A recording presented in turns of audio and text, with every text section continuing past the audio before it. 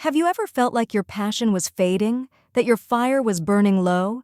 Today, we're going to explore 5 ways to reignite your inner flame and achieve your goals.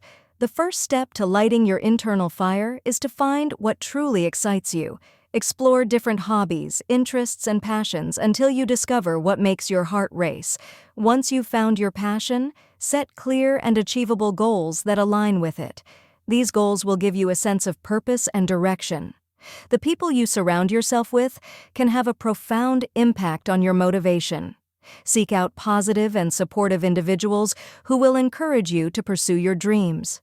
Taking care of your physical and mental health is essential for maintaining a strong internal fire. Make time for self-care activities like exercise, healthy eating, and relaxation.